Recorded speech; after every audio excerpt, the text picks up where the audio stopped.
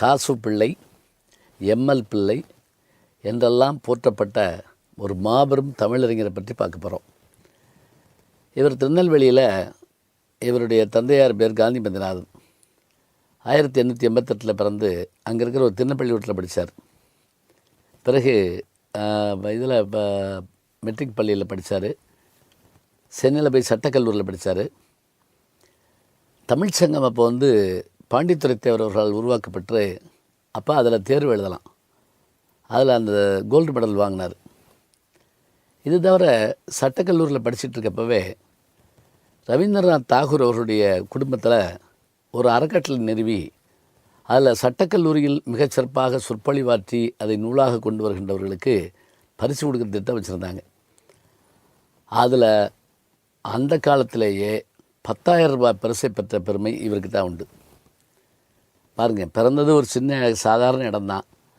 அங்கேருந்து தன்னை வளர்த்துக்கிட்டே அவர் மேலே வர்றார். அப்படியே அதோடு மட்டும் இல்லை, நீதி கட்சியை சார்ந்து பொது உடைமை பணியாற்றினார். பொது வாழ்க்கையில் இவருடைய அந்த பணி அதோடு நிறுத்தி விடாமல் திரும்ப நெல்லைக்கு வந்தார். நெல்லில் அங்கே இருக்கக்கூடிய நகராட்சியில் அவர் ஆட்சிக்குழுவிலையும் இருந்தார், நகராட்சி தலைவராகவும் இருந்தார். இது தவிர அண்ணாமலை பல்கலைக்கழகம் இவருடைய திறமையெல்லாம் தெரிஞ்சு இவரை அழைச்சிருந்தாங்க. இவர் அங்கே போய் பேராசிரியர் இருந்தபோது இவர்கிட்ட படித்தவங்க தான் யாருன்னு கேட்டிங்கன்னா, இன்றைக்கி இருக்கிற நம்ம பேராசிரியர் அன்பழகன் இருக்கார் பார்த்தீங்களா, திராவிட முன்னேற்ற கழகத்தினுடைய பொருளாளர். அவரும் நெடுஞ்செழியன் அவர்களும் இவர்கிட்ட படித்தவங்க தான். அப்போ இவர் எவ்வளோ பெரிய மேதையாக இருந்திருக்காருன்னு பார்த்துக்குங்க. இதை தவிர தமிழ் இலக்கிய வரலாற்றை முறையாக எழுதியவர்களுள் இவரும் ஒருவர். இந்து என்பது ஒரு சொல், ஆனால் சைவம் என்பது தான் நம்முடைய மதம் என்று நிறுவிய பெருமை காசு பிள்ளை அவர்களுக்கு தான் உண்டு. இந்தியா முழுவதும் இருப்பவர்கள் இந்துக்கள்னு சொல்லாதீங்க. நாங்கள் இந்துக்கள்ங்கிற அந்த எல்லையை தாண்டி எங்களுக்குள்ள சைவம், நாங்கள் சிவபெருமானை வழங்கக்கூடிய விபூதி பூசக்கூடிய மதத்தை சார்ந்தவர்கள். இப்போ பார்சியர்கள் இந்துக்கள்னு ஒத்துக்குருவாங்களா? பார்சின்னு ஒரு மதம் இருக்குது இந்தியாவில். நம்முடைய ராஜீவ்காந்தியினுடைய தந்தை ஃபெரோஸ் கண்டி, காந்தி கூட கிடையாது, கண்டி தான் அவர் பேர். அவர் பார்சி மதத்தை சேர்ந்தவர் தான். அப்போ அங்கே இருக்கக்கூடிய ஒவ்வொரு மதமும் தனித்தனி மதமாக இருக்கிறப்ப நம்ம கொண்டு போய் ஏன் இதில் சேர்த்தாங்கன்னு அந்த காலத்தில் கேள்வி எழுப்பின ஒரு பெருமை இவருக்கு உண்டு. இவருடைய படைப்புகளிலும் பார்த்திங்கன்னா 66க்கும் மேற்பட்ட நூல்கள் இவர் படைச்சிருக்கிறார். ஒவ்வொன்றுமே ரொம்ப அரிய செய்திகள் உடையது.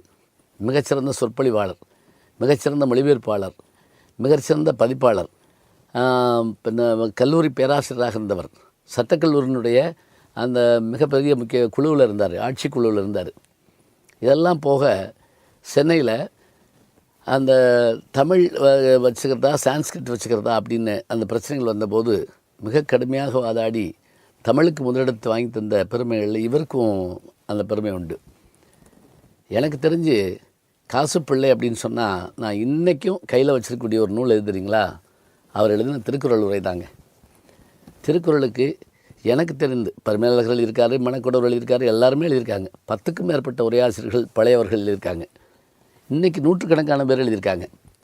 ஆனால் காசு பிள்ளையினுடைய உரைக்கு ஈடாக எப்படி பாவாணருடைய மரபுரைன்னு சொல்கிறோமோ, பரிமேலழகருடைய தெளிவுரைன்னு சொல்கிறோமோ, வைமுக்கோவனுடைய உரைன்னு நம்ம திருக்குறளுக்கு சொல்கிறோமோ, அதுபோல் வரதராசனார் மூவா அவர்களுடைய உரைன்னு சொல்கிறோமோ, அதை போல் காசு பிள்ளை அவர்களுடைய திருக்குறளுக்கான உரை அவ்வளவு அழகாக இருக்கும்.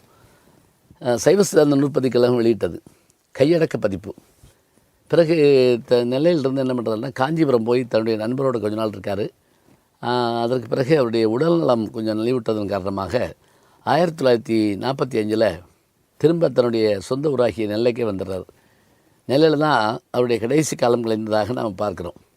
இவர் எழுதின 66 நூல்கள் எல்லாம் நம்ம கல்லூரிகள்லேயும் பல்கலைக்கழகங்களையும் பாடமாக வச்சு இதை பற்றி ஒன்றும் இல்லை, அறக்கட்டளை சொற்பொழிவுகள் நிறுவனாலே போதும். காசு பிள்ளை அறக்கட்டளை வச்சுருப்பாங்க அநேகமாக மனோன்மணி சுந்தரம் பிள்ளையினுடைய அந்த சுந்தரனார் பல்கலைக்கழகத்தில் வச்சுருப்பாங்க. இப்போ காசு பிள்ளையவருடைய ஏதாவது ஒரு நூலை படித்து பாருங்கள். அவருடைய ஆற்றலும் அறிவும் அவருடைய உழைப்பும் அவருடைய பெருமையும் நமக்கு தெரியும். அந்த காலத்திலேயே எம்எல்ங்கிற பட்டத்தை பெற்றதன் காரணமாக எம்எல் பிள்ளை என்று அழைக்கப்பட்டாலும் காசுப்பிள்ளை என்று தமிழ் இலக்கிய உலகில் அழைக்கப்படுகின்ற பெரும் பெருமைக்குரியவர் யார் என்று கேட்டால் காந்தி மந்திநாத சுப்பிரமணிய பிள்ளை ஆகிய இவர்தான்.